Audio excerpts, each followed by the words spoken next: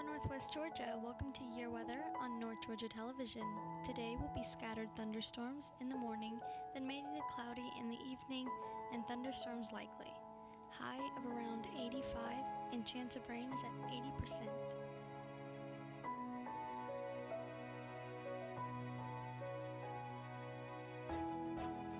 Now for a look around the region. Calhoun, 75 this morning and scattered thunderstorms. Expect a midday temp of 82 and then a high of 86.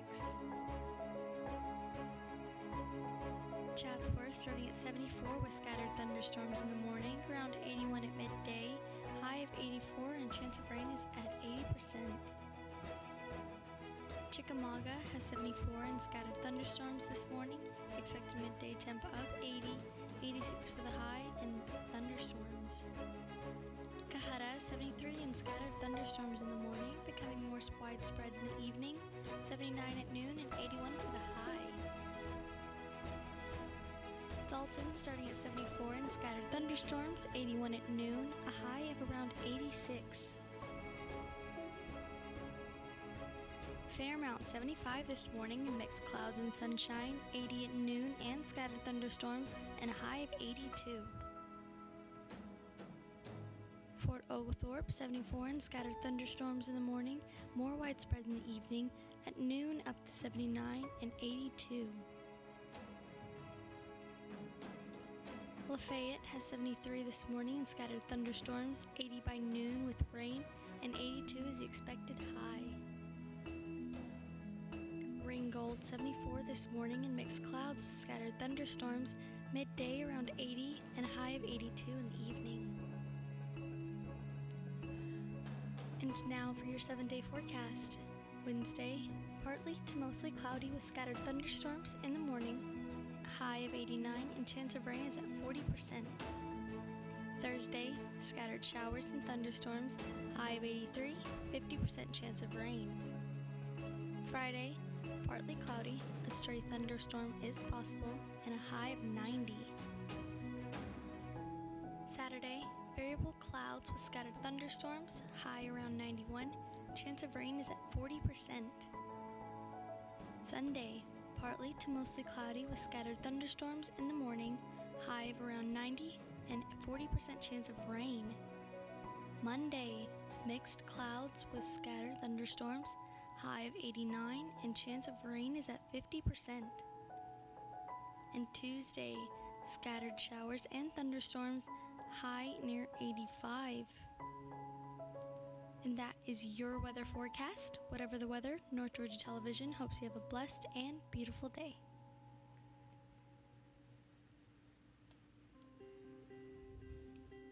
And now for the local obituaries. Reva Densmore, age 90. Reva Densmore of Dalton, Georgia, passed away on Thursday, June 13th. A funeral service to celebrate the life of Reva Densmore will be held at 11 a.m. Tuesday, June 18th at the Chapel of Dalton Funeral Home, Bro-Britt Parish, and Pastor Johnny Beeson officiating. Interment will follow at the West Hill Cemetery, arrangements by Dalton Funeral Home.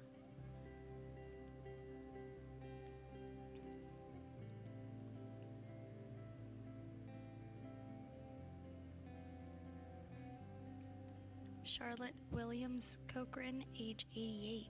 Charlotte Cochran of Calhoun died Saturday, June 15th in Gordon Hospital. Funeral service will be conducted at 3 p.m. Tuesday, June 18th at the First Baptist Church with Dr. Bert Vaughn and Dr. John Barber officiating. The family will receive friends from 1 until 3 p.m. at the church preceding the funeral service. Burial will be at Chandler Cemetery. John B. Benny Go, age 86. John Benny of Calhoun passed away on Friday, June 14th at Calhoun Healthcare. Benny served in the United States Navy and was a veteran of the Korean War. A funeral mass will be held on Tuesday. Miss Joyce Lansford Crawford, age 78. Joyce Crawford passed away on Thursday, June 13th at her home. Funeral service will be held on Tuesday, June 18th at 4 p.m. from the Heritage International Ministries in Fort Hill. The family will receive friends 1 hour prior to the service and after the service. Miss Lee Morgan Martin, age 56. Lee Martin of Resaca, Georgia, departed this life Saturday morning, June 15th. Friends may visit with family to celebrate the life and share memories on Tuesday, June 18th, between the hours of 6 p.m. until 8 p.m. at Ponders Calhoun Chapel. Arrangements by Ponders Funeral Home, Calhoun, Georgia. Eric Mendoza, age 17. Eric Mendoza of Dalton, Georgia, departed this life Saturday, June 15th, at the Scottish Rite Children's Hospital in Atlanta, Georgia. Mass of Christian burial will be celebrated on Wednesday, June 19th at 12 noon at St. Joseph Catholic Church with Father Duvon Gonzalez officiating. Interment will follow at the Ponders Whitfield Memorial Gardens. Eric's family will receive friends on Ponders Melrose Chapel. Robert Pops Wayne White. Robert Pops White of Adairsville, Georgia, passed away on June 11th. Robert served his country with pride during the Vietnam era while stationed in West Germany. Service to celebrate the life of Mr. Robert Wayne White will be held Saturday, June 22nd at 11 a.m. at the Ponders Melrose Chapel.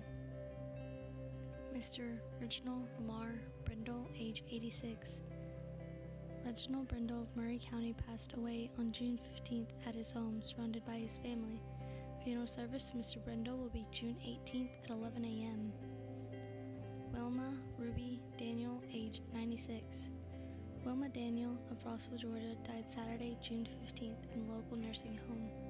Funeral service will be held noon Tuesday at the funeral home with Chapel Reverend Steve Webster officiating. Panalal S. Sheth, age 81. Mr. Panalal Sleth of Chatsworth passed away on Monday, June 17th at his residence. Arrangements will be made by Sean Chapman Funeral Home. Those are your local obituaries. Stay tuned for your local news.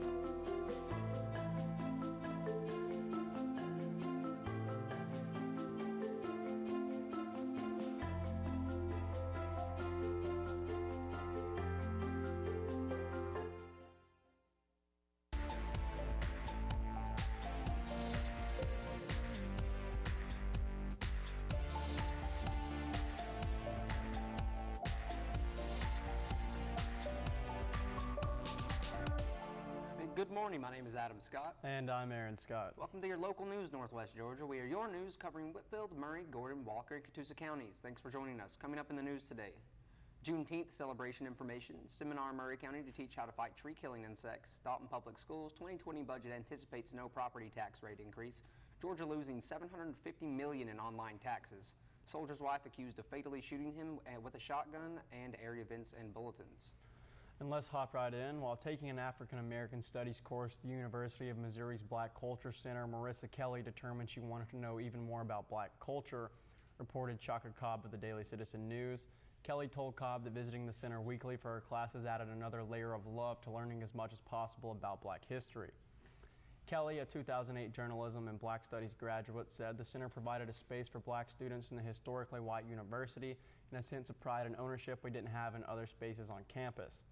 That sense of pride in Black culture led Kelly, the second vice president of the Dalton Whitfield chapter of the National Association for Advancement of Colored People, to spearhead Dalton's first Juneteenth celebration, June 21st to 23rd.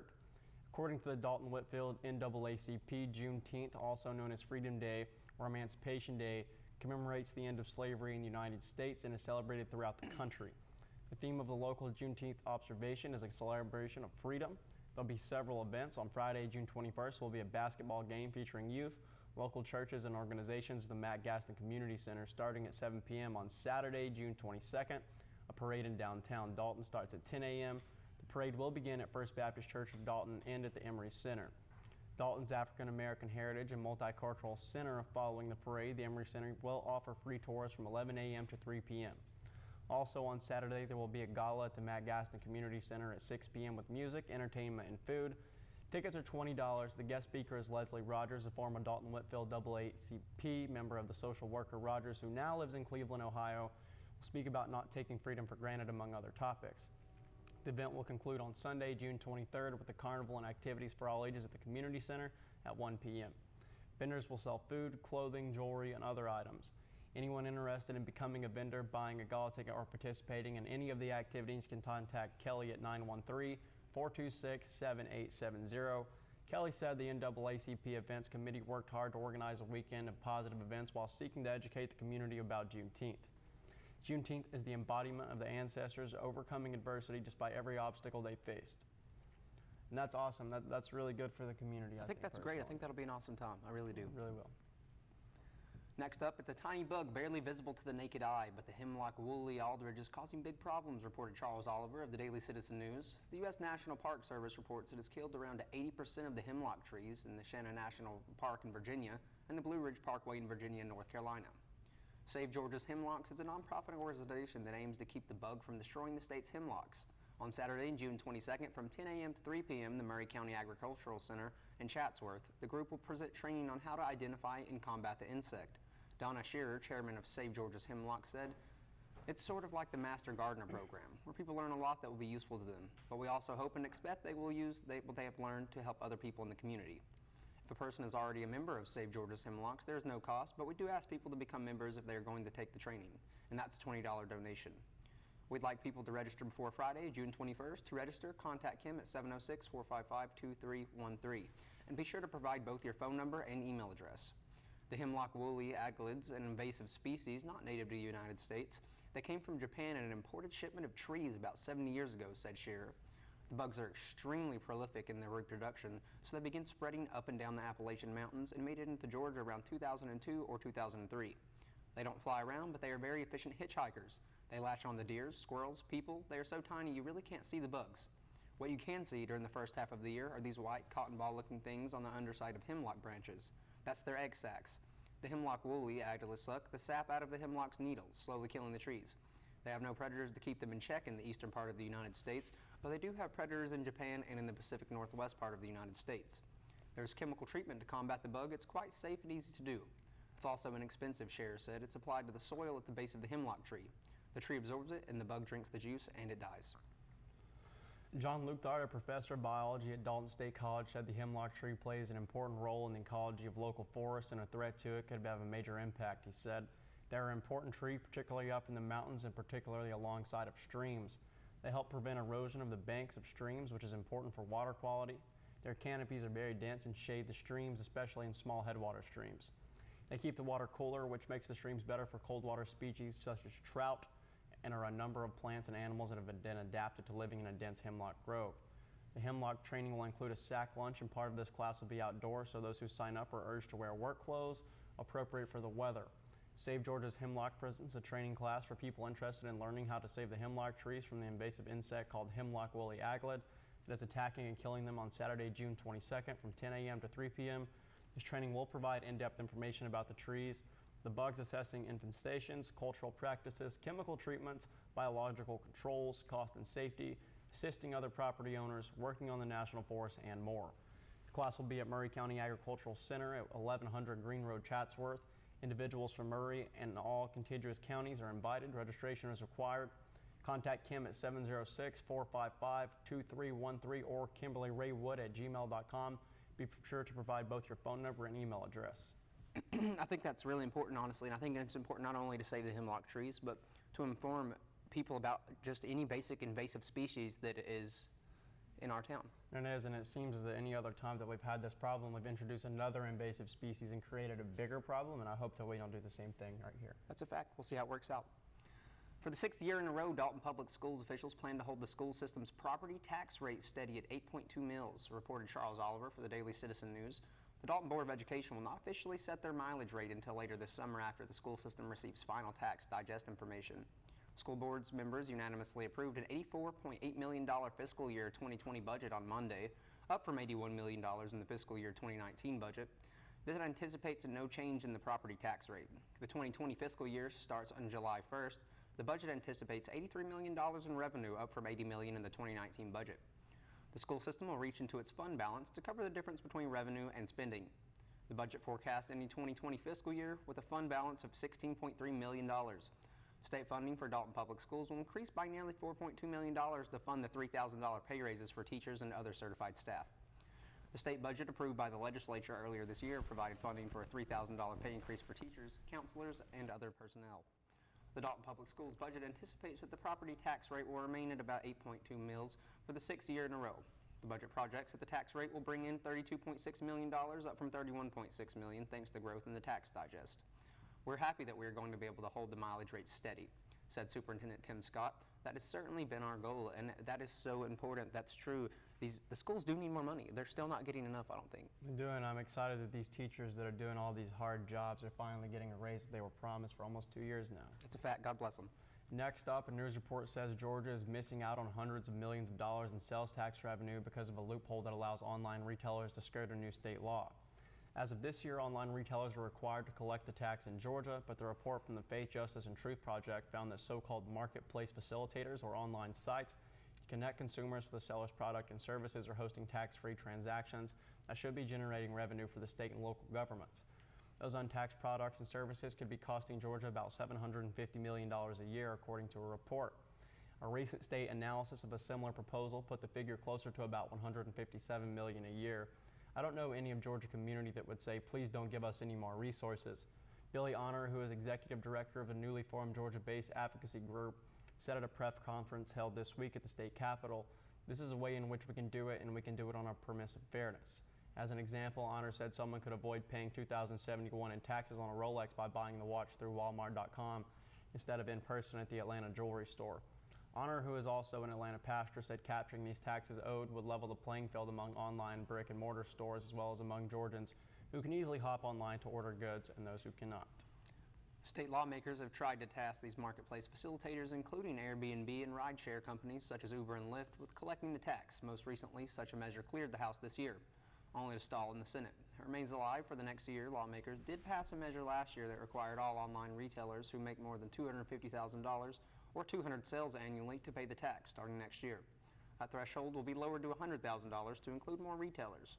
Larry Ramsey with the Association of County Commissioners of Georgia said tapping these marketplace facilitators such as Walmart.com and Etsy to collect the money is the most efficient way to ensure that sellers who are supposed to be charging the sales tax are actually doing so. Amazon agreed to start collecting the tax in Georgia years ago. Sales tax dollars, Ramsey said, is the second largest source of revenue for counties. Every dollar of sales tax that is not collected has to be replaced from somewhere. Generally, that's going to be property tax, Ramsey said. Referring to the primary revenue source for counties, the demand for county and city services is not going down. The cost for those services is not going down. The revenue has to come from somewhere.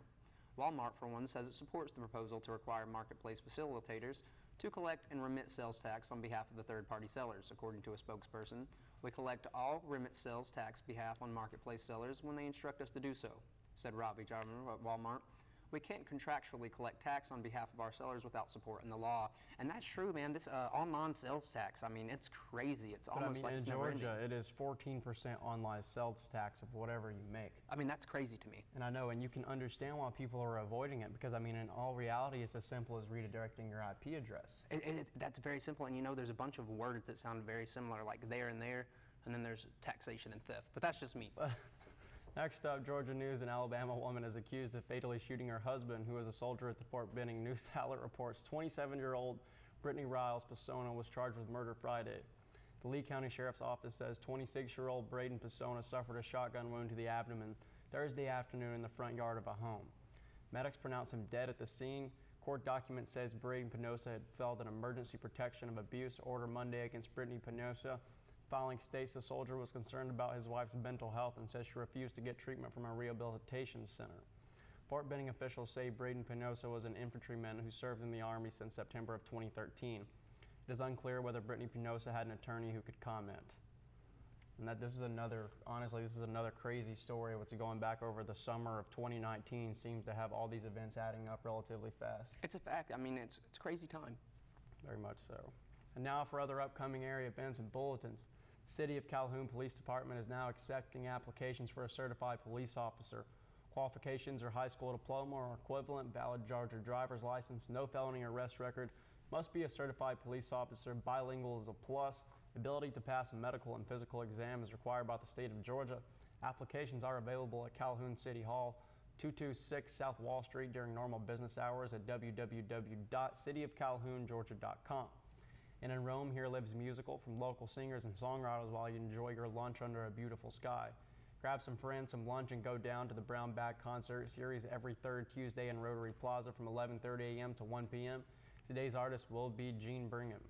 And this week will be a busy one at Artistic Civic Center, the ACT in Dalton. One on the Mashburn stage throughout Modern Millie Jr. will run through Saturday, June 22nd. Showtimes will be 7 p.m. through Friday and 1 p.m. Saturday. In addition, ACT welcomes back the dueling piano guys of Andrew Chauncey and Jack Hitchkins to the ACT studio Friday and Saturday nights, June 21st and 22nd. Both shows will start at 8:30 p.m. You may purchase tickets for both shows at www.actdalton.org. After that, sponsored by the Mohawk Carpet Foundation, the Gym Theater in Calhoun is offering free movies each Thursday, 10 a.m. through July 18th.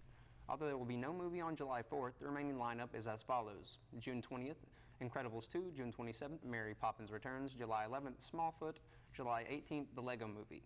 The gym is located at 114 North Wall Street in historic downtown Calhoun. All are invited to inaugural Shakespeare in Burr Park in historic downtown Dalton. The Conasauga Shakespeare Coalition and the Creative Arts Guild have teamed up to offer Henry V, Thursday and Saturday at 8 p.m. Supported by lifelong theater advocate and lover Jeanne Burr, directed by Lane Davies and featuring several professional actors as well as many familiar local faces. The event is free and open to the public. Bring your blankets, chairs, and picnic dinners. Beer and wine will be available for purchase on site. For more information, visit the Creative Arts Guild website or call 706-278-0168. Next up, we have Keep Dalton Whitfield Beautiful invites everyone to join them for the next Turn Up Cleanup on June 28th at 6:30 p.m. They will be meeting at the Burr Performing Arts Park in downtown Dalton. Help clean up downtown and then celebrate with music by Jerry Navarro's Old School Motown Review for free. Afterwards, the Dalton Whitfield Solid Waste Authority will be making guitar picks and instruments out of recycled materials. And then the Friendship House 2019 Music Festival is set for Saturday, August 24th from 4 p.m. to 11 p.m. Jupiter Coyote will headline this, the area's largest musical event, on the Shaw Industry stage at Dalton Green.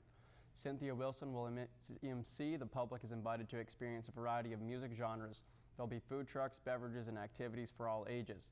Dalton Green is located at 117 North Salvage Street in downtown Dalton. It looks like we're running out of time here. It does, but there's a lot of interesting things going on in the surrounding counties. It's crazy. Oh, it's insane. We thank you for tuning in here at Northwest Georgia Television News. I'm Aaron Scott. And I'm Adam Scott. Remember, guys, stay classy.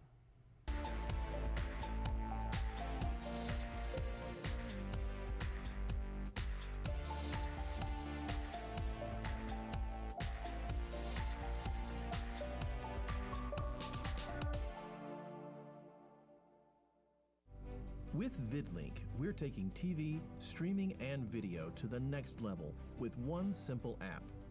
Having all the channels in HD is a huge plus. The quality of the picture on each channel is untouched by anything on the market right now.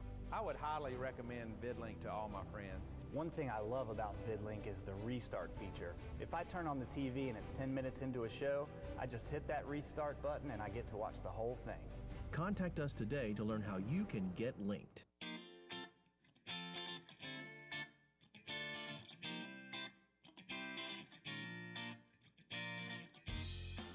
Hi, I'm Judy Elliott, inviting you to join me on Lifestyles for Women show on WDNN TV. This year brings exciting new topics that women like to discuss or just know more about. Subjects like ways to look and feel your very best, travel, family, health, and sometimes just fun girl talk. It's always exciting, and we invite your suggestions. Just message me on Facebook at Lifestyles for Women, or for more information or to watch us online, visit WDNNTV.com, Lifestyles for Women.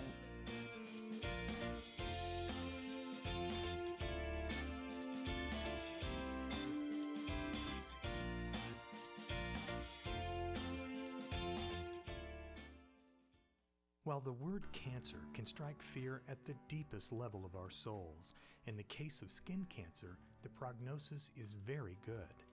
Basal cell and squamous cell carcinomas are the most common and are not normally included in cancer statistics. Our office specializes in the diagnosis and treatment of skin cancer. If you're concerned about a mole or freckle that may be changing, give us a call. Most treatments can be performed in our office in about 15 minutes with very little discomfort. I am Ron McKinney, pastor of Kinsey Drive Baptist Church in Dalton, Georgia. KDBC has been the birthplace of several Christian organizations. It was the birthplace of Christian Heritage School 30 years ago, and through the Academy of Fine Arts, Labrie Symphonic Orchestra was founded by KDBC members Gene and Betty Lindauer. The ministry of KDBC reaches around the world with the missions of To Every Tribe Ministry, and I was a founding member of North Georgia Fellowship of Christian Athletes in 1992. Majesty is the longest running television program on North Georgia television. For 28 years, we have faithfully proclaimed the doctrines of grace. Kinsey Drive Baptist Church welcomes you to visit at 2626 Kinsey Drive on Sunday morning at 11 a.m. Our website is kinseydrivebaptistchurch.com. To God be all the glory. I am a nurse, a firefighter, a college student, a mother, and I am an American soldier. I will always be ready for every storm and disaster that threatens my community. I will always be there to protect my neighbors, my family, and my country. We are the Army National Guard. We are the Army National Guard. We are the Army National Guard. Visit nationalguard.com to learn more about part-time service.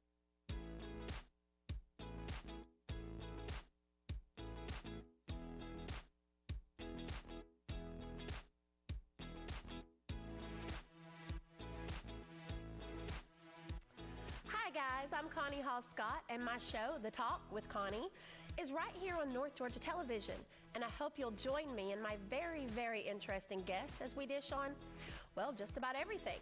Meet local and regional entertainers, newsmakers, motivators, and all kinds of ordinary people doing extraordinary things. Enjoy man-on-the-street interviews, hot topic discussions, and even the occasional game or prank. It's all about community and getting to know each other. My goal is to entertain, educate, and stimulate, so join the talk for a new episode every week.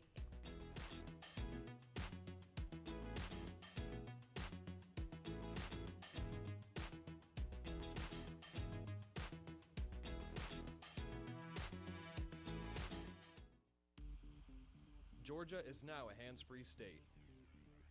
That means you can't have a phone in your hand or supported by your body if you want to talk on your phone while driving. Even with hands-free, text messages, emails, and social media are still against the law. Parking your phone while your car is in drive could save lives, maybe even yours. For more information, go to headsupgeorgia.com. A Level 3 neonatal intensive care unit. An accredited chest pain center. Advanced imaging. Comprehensive and convenient medical care. The #1 hospital in Northwest Georgia, Chattanooga, for overall hospital care. Quality and expertise matter. Hamilton Medical Center is here, meeting your health needs with compassion, healing, and excellence. First Bank of Calhoun and First Bank of Dalton are proud to serve our communities, providing the products you need plus the personal service you expect from your hometown bank. We offer the latest technology, like customized instant issue debit cards, InstaPay, and more. And with our experienced First Elite bankers, switching to First Bank has never been easier. Stop by and see what sets us apart. First Bank of Calhoun and First Bank of Dalton. Your bank for life. Member FDIC.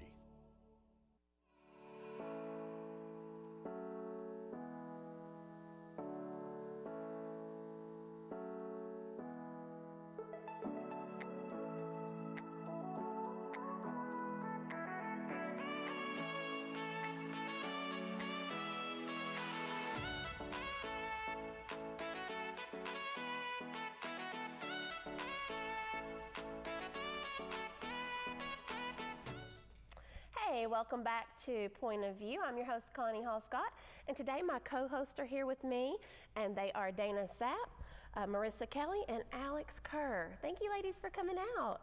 Thanks for having us. We have a lot of fun stuff to talk about today. We're going to talk about wild animals and humans, and then we're going to talk a whole lot about Juneteenth. But before we do, I'm going to let each of us talk a little bit about our own selves. And we'll start with Dana, who's been a friend of mine for a long time. She owns Oasis Hair and Nail Salon in Dalton. She's an independent businesswoman, and she's been on Point of View every time so far, and hopefully we'll keep doing so. So Dana, what's it like being a female business owner in Dalton, Georgia? It's wonderful. The freedom. Mm-hmm. And it's stressful at the same time. I mean, there's a little bit of everything. You have to stay on top of everything, and then sometimes you just don't want to go in, and you feel like you have to. Anyway, but it's wonderful. There's nothing like being your own boss. Yeah, and we've talked a few times before about how you're perfect for this show. Not only are you, you have very strong convictions, but you hear a lot of stuff in the beauty shop, right? We do. We hear a lot of things. We kind of stay on top of everything through communication with people, and we get to hear people's point of view and how they feel about certain things. So it's really interesting. Okay. And next up, we have Marissa Kelly. Welcome. Thank you. Tell our viewers about your day job. Okay, I work for the living room. I do housing assistance. We work people with HIV, and so in Northwest Georgia. So we're based out of Atlanta, but I work in Dalton, and we service people in Rome and Dalton and Calhoun. So. Oh wow! So what you're doing is you're helping them find housing. Find housing with their rent once they get into housing, with security deposit, and just helping them as they go along, so they be able to sustain their housing on their own once they get out of our program. So you're actually out there making a difference. That's really good. You're helping people. Quality of life. Yes. Means a lot of things. It does. And how did you get involved with Juneteenth? Well, I'm the second vice president of the NAACP here in Dalton, and we just decided that it was time for a Juneteenth celebration to come to Dalton. We wanted something as a community event, and the NAACP is putting that on, and we're very excited. And you guys did it last year too, right? Because I feel like I went to that. There was a baseball tournament. I think I know. So I'm getting it confused with something else, aren't I? I think so. Yeah. Okay, yeah, okay. So this is the first actual Juneteenth It's celebration. The first Juneteenth celebration. We did something small last year as a dinner, but then this is our first inaugural celebration. So it's a 3-day weekend. We're excited. Oh, that's going to be fun, and we're going to talk all about that in a few minutes. Now we'll talk to Alex Kerr. Hey.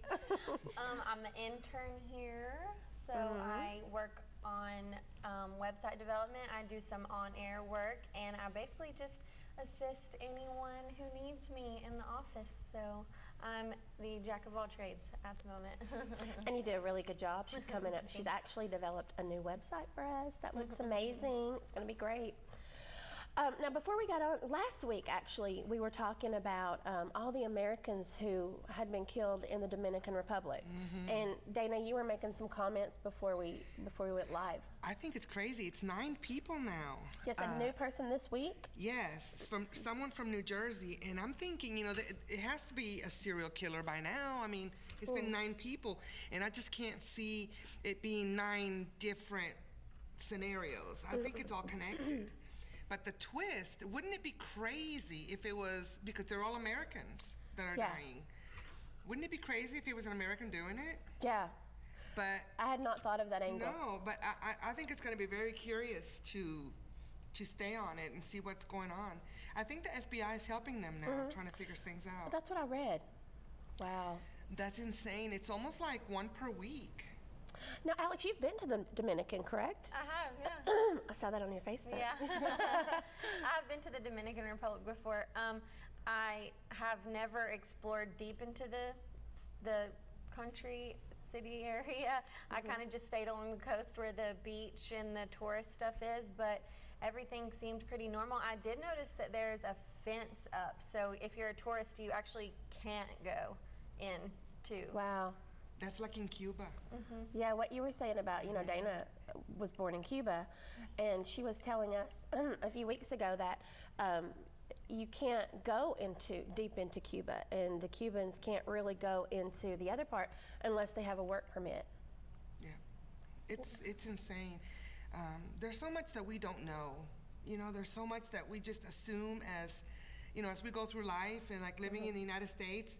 Even if you've been out of the United States, like Dominican, my brother-in-law is from the Dominican Republic, and it's a small country. It's a really small country, but there's so much we don't know about what goes on. And like even if you stay like on the beach, these people were on the hotels. They were at their resorts, and when they died. Crazy. It's just and I'd love to talk about it more, but I've just been told we're out of time, so we'll be right back.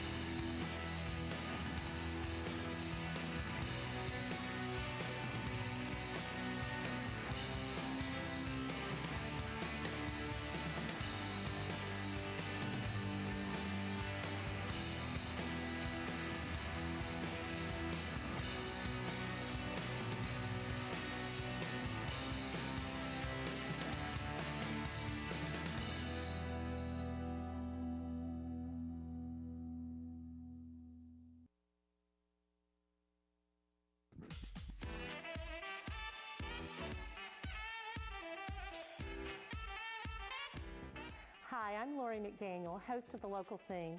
We've all heard it a million times. There's nothing to do around here. Well, The Local Scene exists to prove that statement wrong. We promote events, festivals, fundraisers, and exciting news about what's going on in Northwest Georgia. If you're looking for something to do, tune in. If you've got an event or something special you want to promote on the air, let us know so you can be a guest on the show. Hey, free publicity doesn't grow on trees, If you'd like to be on The Local Scene, please email WDNN at info@WDNNTV.com with the subject line, The Local Scene, or call us at 706-278-9713. Nothing to do, as if.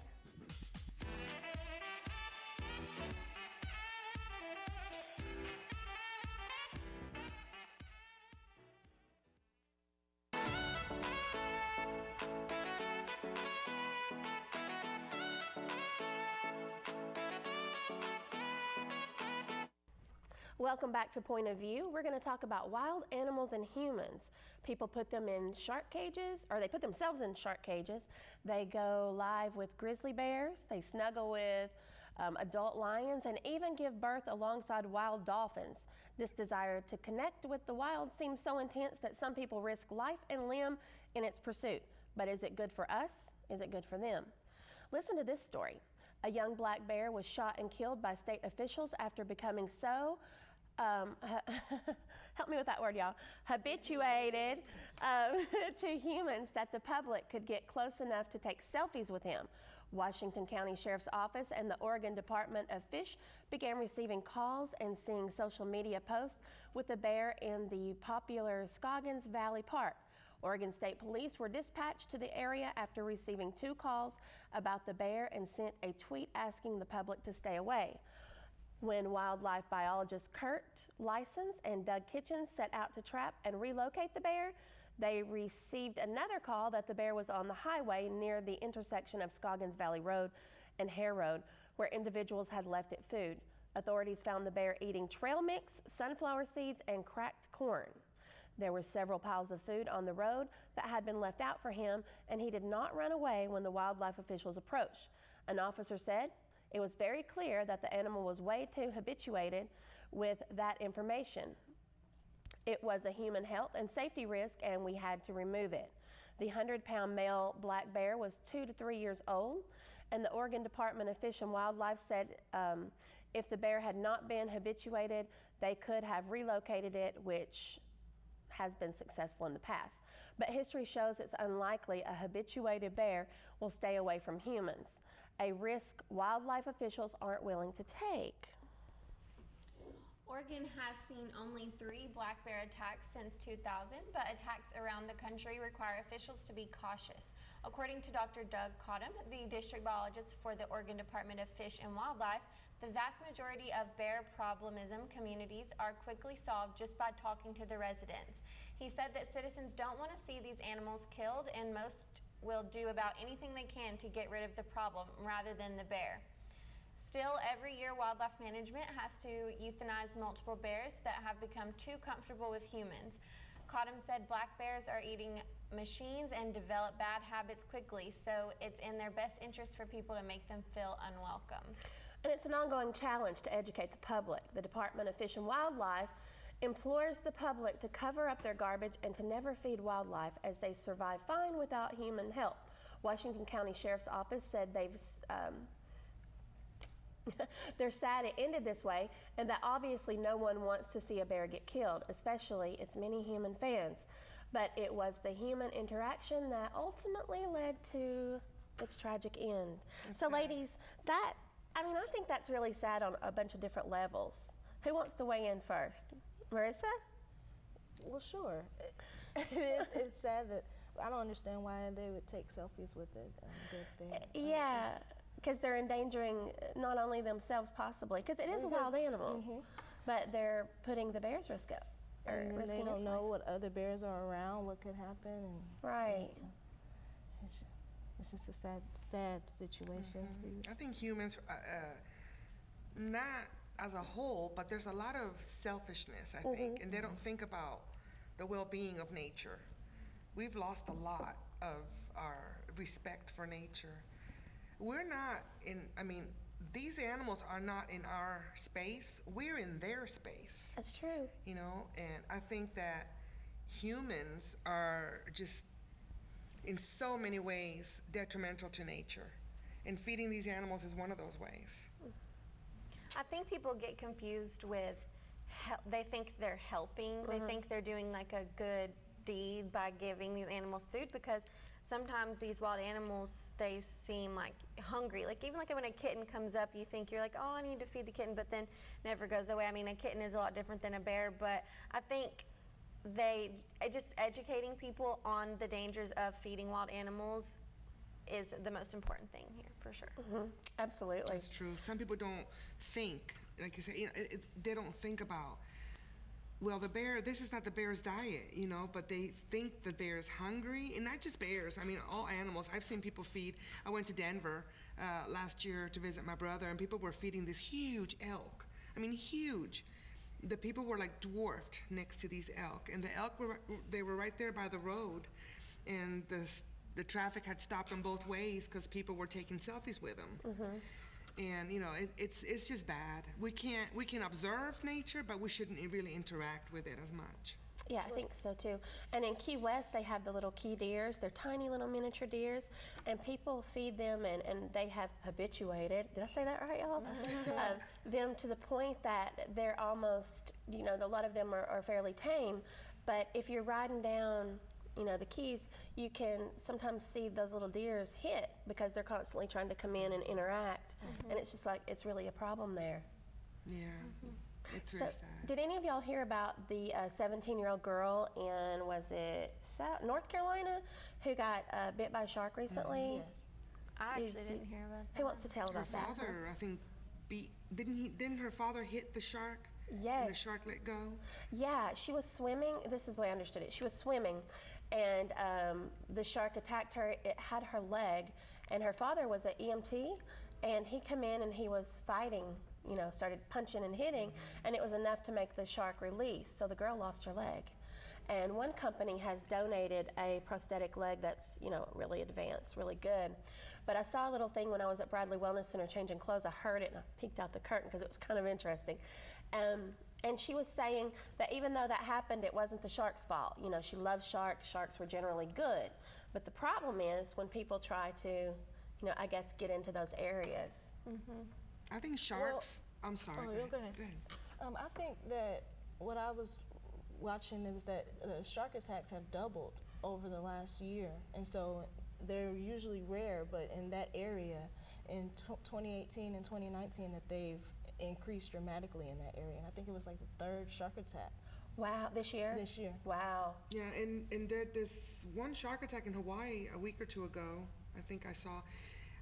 You think it has something to do with the wildlife, the fish just going away or dying off?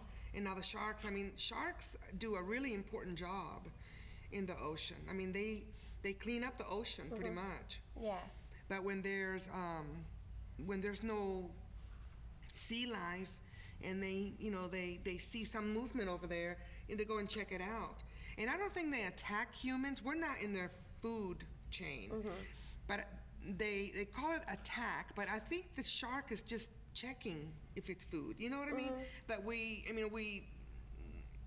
fragile compared to these animals. Yeah. But I don't think we are food for them. Don't you think? No, I don't think so. Food. I don't think so. And this time of year, I read that it's much more common to see the wild bears coming out. They're out of hibernation, and they're coming into people's areas. So we have to be careful not to take those selfies and those things, right, ladies? And we'll be right back to talk about Juneteenth in just a moment. I am a nurse, A firefighter, a college student, a mother, and I am an American soldier. I will always be ready for every storm and disaster that threatens my community. I will always be there to protect my neighbors my family. and my country. We are the Army National Guard. We are the Army National Guard. We are the Army National Guard. Visit nationalguard.com to learn more about part-time service. Georgia Power has lots of tools and resources to help you prepare for a storm. To have information sent directly to your phone, log into your account and sign up for outage alerts. Signing up is easy, just follow the directions. You can also sign up by texting REG to 42797, then hit send. You'll need your Georgia Power account number to continue. Visit georgiapower.com/storm for lots of videos, checklists, and helpful tools and resources to help you get prepared. Georgia is now a hands-free state. That means you can't have a phone in your hand or supported by your body if you want to talk on your phone while driving. Even with hands-free, text messages, emails, and social media are still against the law. Parking your phone while your car is in drive could save lives, maybe even yours. For more information, go to headsupgeorgia.com. Oh, the joy and happiness that comes with buying a new home. But there's so much to do already. Go to Georgia811.com. Always go to Georgia811.com or call 811 before you dig. It's not only the smart and safe thing to do, it's the law. Georgia811.com.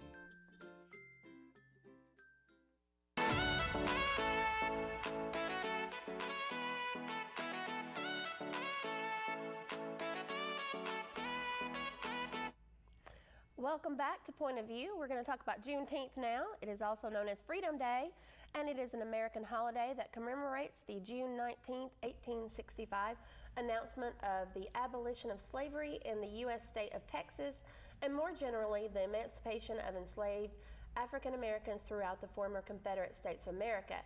Its name is a blend of June and 19th, the date of its celebration. Juneteenth is recognized as a state holiday or special day of observance in 45 states.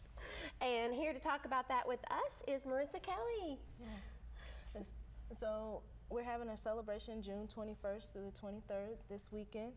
And on Friday night, we're having a basketball challenge where we have different teams in the community that are playing at 7 o'clock at the Matt Gaston Community Center.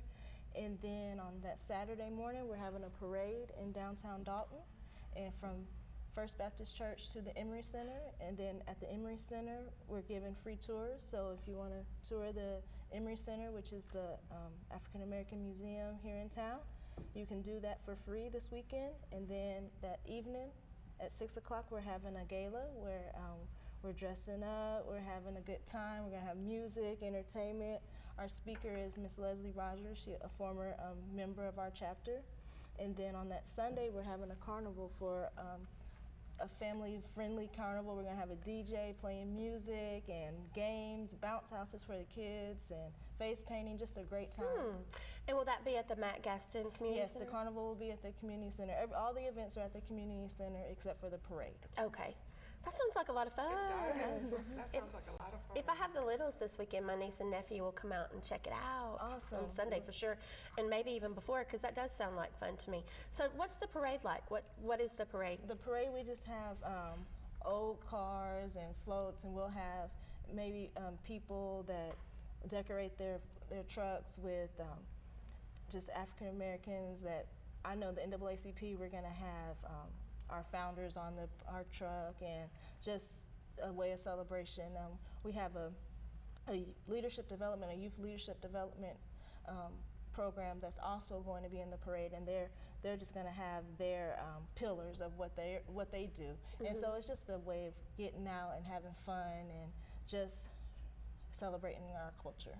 Yeah, and freedom. And freedom, Celebrating yes. freedom. And that's our theme, which is a celebration of freedom. That's our theme for this. Did you know that? No. No, but I like to celebrate freedom. Yes, absolutely. Yeah. And unity, and that's what we want to do. We need more of that. Yes. We do. That's a really important thing that Americans especially take for granted, because we've always more or less, most of us have always known that. But you know, there are some countries and cultures that still aren't free. And I think that maybe even we should be thinking about them also while we're celebrating this Juneteenth.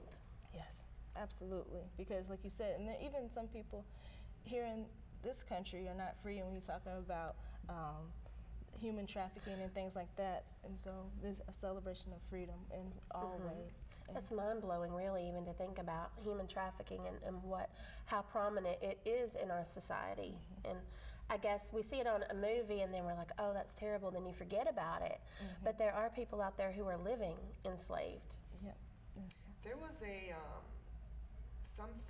there was a class for hairdressers a few years ago on how to detect, because a lot of times when these traffickers, they'll take these girls to hair salons to get them fixed up or whatever, and there's a demeanor sometimes these girls take, and I tell you, someone came into the shop not too long ago, and it crossed our mind. Wow. It crossed our mind, it really did. And I was asking her a lot of questions and things like that. And when they left, I still wasn't 100% sure that that's not what it was. Just because of the age difference, and there was a culture difference, and her demeanor, I don't know, there was just something. But there are specific things that can be done. You know, if you look at body language, eye contact, you know, these girls a lot of times will just look down. You know, there's so many things, and it's mind-boggling to me that in this country, in 2019, this is happening. It's just crazy. Yeah, it's horrible. And I would imagine their handlers, if you want to call them that, are probably watching their every move to make sure that they're not going to say the wrong thing. And I hate that. Really hate that. I guess we should all do some studying on things to look out for that. Yeah. It's interesting that the way that people are taken into human trafficking and deception is kind of the same way that enslaved Africans were taken as well, because deceiving them into not knowing what you're getting yourself into. Right. And so it's a history, it's repeating, you know, how we get people enslaved. And so. And it's never okay. I read an article this weekend about one of the senators, I can't remember which one it was saying like, what's the point in studying history? That's the point. If you don't study history, you have a much greater chance for history to repeat itself. Just because something's in the past doesn't mean it's not worth learning about it. I think it's more so because that way you can see, you know, there's been a lot of comparing Hitler and the Holocaust with what's happening at the southern border right now. You know, history has a way of repeating itself if you don't remember what has happened in the past. And so I think it's important to study, you know, the history of slavery, because it's happening, not necessarily with African American, which some African American girls are part of the, you know, they're taking all cultures. All cultures, yeah. This is across the board, and you know, it scares me. I have 2 granddaughters, and it scares me for their future. Sure, and especially when you go into an airport and you see big posters about, you know, watch out for human trafficking, and it's like, wow, it's just kind of in your face there. When you hear human trafficking, you get this image in your brain, right? But these human traffickers, they're nice to you at first. You know, they entice people. Why would a girl go with a trafficker? Well, you know, it's bait. They put bait out there, and a lot of times, bait are other women. Yeah. So, and not only learning about the history, but learning about it, but learning from it as well. And we learn a lesson and don't go back. Yeah, absolutely. And I think that it's kind of like having the frog in the pot, if you will, in the boiling water. At first, the frog doesn't notice. It's just kind of floating around, and it's pretty cool. And then it gets hotter and hotter, and the next thing you know, it's boiling. Maybe it's in steps like that. Little by little, you don't feel it. And I thought of that when you were talking about the border situation. Well, Juneteenth, I'm going to do my very best to get out there. I think it's going to be a whole lot of fun. Are you helping to put that together? Oh, absolutely. I am actually the chairperson for the event, and we've been working hard for a few months now, just trying to get it together. The basketball challenge is going to be a lot of fun. You'll see we have co-ed teams, older people that are going to be out there trying to run. I know I'll be out there, and you don't want me playing basketball. It'll turn to volleyball or something. Yeah, we're only doing 10 and 15-minute halves because, you know, these people they can't do it 40 and 50 years old. Yeah. So 40 and 50? Yeah, well, you know, I'm 33 and I'm going to be struggling. Baby. She is a baby, but I thought you were in your 20s, like Alex here. No. I'm getting up there. I'll tell you the truth, you don't want to see me run either. The parade, if you come out on Pent Street, we're going down Pent Street, so please come out, and we'll be giving out candy, and it'll be a great time. And so, and then Sunday at the carnival at the community center, we'll have vendors selling food, turkey legs and barbecue, chicken. Nice. It's going to be great. I think Sunday's going to be a hit. It's going to be a lot of fun. It's going to be a lot of fun. So is this free, or is there a get-in fee? It's free? It's free. And the only thing that you have to pay for is for the gala on that Saturday night at 6 o'clock is $20. But besides that, everything else is free. Oh, we're off. That is all. I'm sorry. We'll be back Thursday.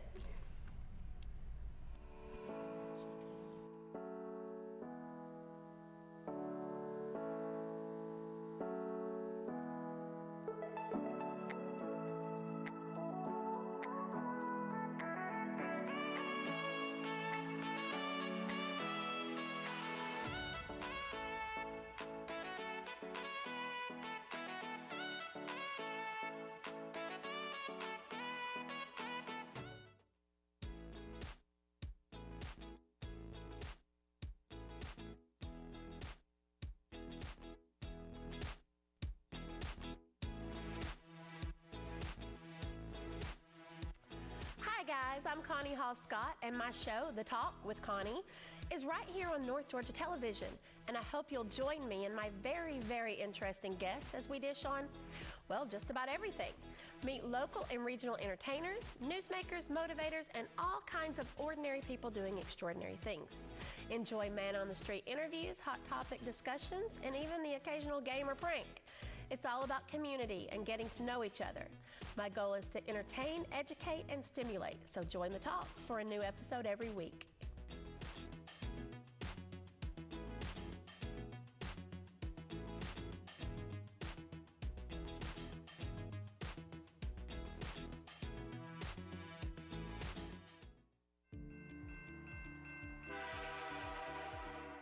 Do you know what to do if you're stuck on the railroad crossing? Get out of your vehicle. If a train is not approaching, find the blue and white emergency notification system sign on the traffic signs at the crossing. For help, call the number on the sign and give them the crossing number so they know your location and can alert train traffic. Remember, find the blue and white to save your life. From your first savings account to your first car, from your first home to your first business. At First Bank of Dalton, we're committed to helping you make the most out of life's firsts. We know the importance of working with a community bank where decisions are made right in our office. And with mobile and online banking, you can bank at your convenience and never have to miss a first.